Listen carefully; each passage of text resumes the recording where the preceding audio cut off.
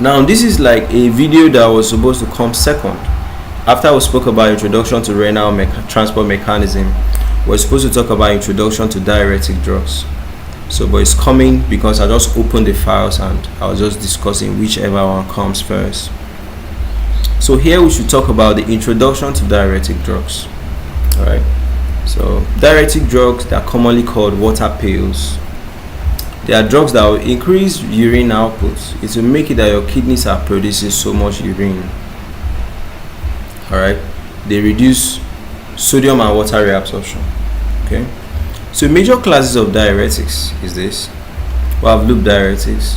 So examples: furosemide, bumetanide, torsemide, etacrinic acid. So they act at the thick arsenic loop of Henle and they inhibit the sodium potassium chloride transporter. So they will make it that with so much sodium, so much chloride, so much water is being put out of the system. Okay. Next we have the thiazide and the thiazide-like. So it's more of like discussing the same thing even.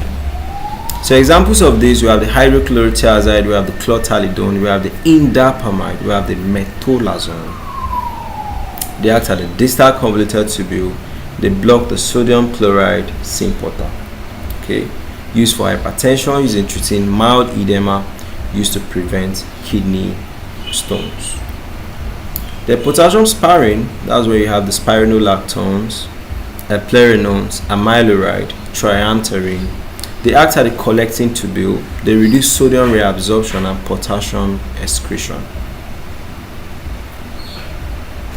Like, they will increase that sodium we put out of the body, but they will retain potassium, So, osmotic diuretics, called the mannitol and the glycerols. They act at the proximal convoluted tubule and the descending lip of the loop of Henle. They increase osmotic pressure so that it will not favor water reabsorption back into the system. So all the water that falls into the tubules will just go like that and be put out of the body. Okay. Used in treating cerebral edema, acute glaucoma, and also to prevent acute renal failure. Then we have the carbonic anhydrase inhibitors. Examples: acetazolamide, metazolamide. Proximal convoluted tubule. They inhibit carbonic anhydrase, so bicarbonate will not be reabsorbed in the body. Okay.